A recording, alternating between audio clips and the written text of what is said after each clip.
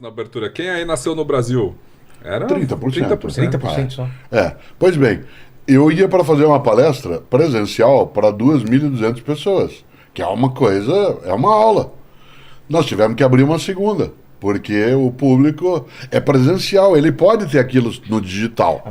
Mas a ele valorização do pessoal. As duas coisas, mas Fica ele até só maior, foi lá. talvez. Foi o que, Ô, Vilar, foi o, que o que é professor muito falou. louco. O manual, o pessoal, ele está sendo cada vez mais valorizado. E a gente tem um fenômeno do Brasil, que é o do filósofo pop, né? Que é o É. professor muito seguido, assim, que é difícil da gente encontrar fora, assim. Ele é um professor, as pessoas vão assistir uma aula. Não, ele é o professor na carteira. Quando você ia imaginar isso... Eu menos ainda. Né? No passado. E o fã do professor, ou do ensinante digital, no caso, de alguém que se propõe a ensinar no digital, é diferente. O que eu mais ouço para as pessoas que abordam ele é assim: ai, eu não abordo ninguém, mas com ele eu vou ter que tirar uma foto.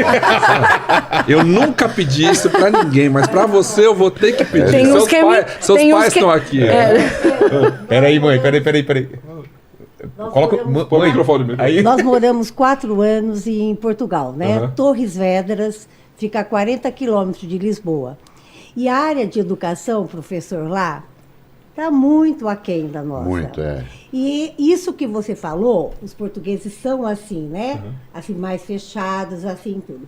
Mas o seu pai é muito conhecido, porque eu fazia academia lá e as professoras comentavam sobre isso. Aí eu falava que eu conhecia você.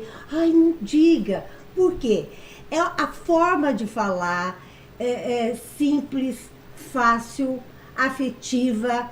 Elas têm muita dificuldade na área educacional, sabe? E não são, assim, acolhidos assim, com aquele carinho como aqui no Brasil é. Mas o tipo de relação é diferente, o tipo de admiração é diferente. A Regiane tem isso em outra escala, claro, com os alunos dela. Eu tenho isso com as pessoas que são meus mentorados lá, alunos, ou pessoas que me seguem no Instagram, porque existe uma reciprocidade.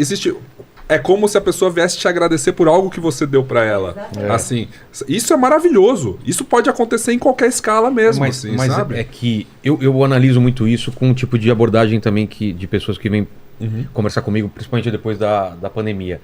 A gente vira meio quase uma pessoa da família.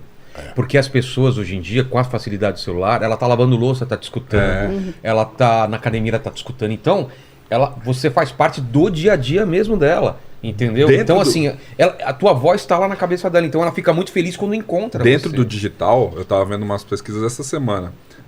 O podcast é a forma que mais dá pertencimento, mais cria comunidade, ou seja, mais dá essa relação, porque é longo, né?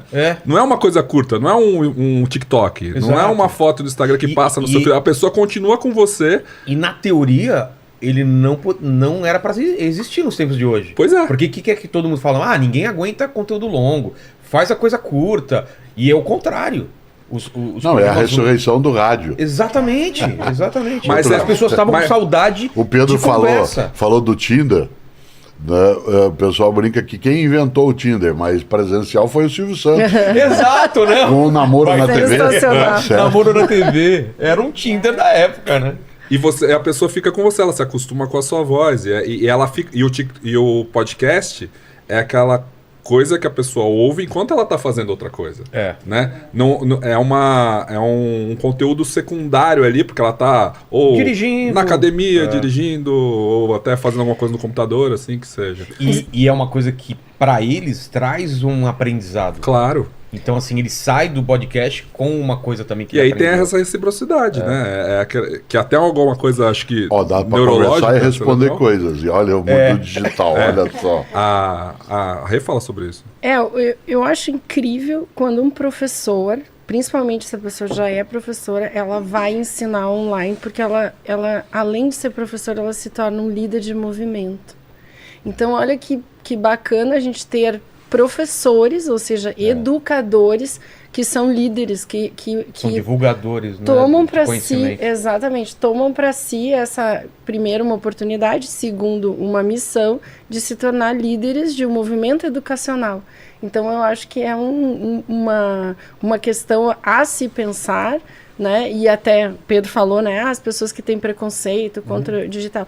Talvez esse preconceito esteja barrando pessoas de levar realmente esse conhecimento e de tornar incrível o movimento educacional através da internet. E Vilela, uma das coisas que a gente fala sempre é que aquilo que é óbvio para você, aquilo que você sabe que é óbvio, não é óbvio para as outras Claro pessoas. que não. Claro que É um não. conhecimento super valioso. Eu tenho essa preocupação aqui. Às vezes eu trago astrônomos, psicólogos e tal, e eu tenho essa preocupação de ir do básico até o mais...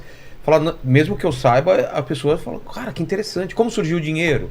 Como que surgiu as primeiras transações, então, financeiras, assim, se é um economista. No caso da filosofia, a gente já falou sobre a história da filosofia também, das escolas gregas e tal. Eu acho interessante isso. Por isso que o Milor dizia, não esqueçamos que o inventor do alfabeto foi um analfabeto.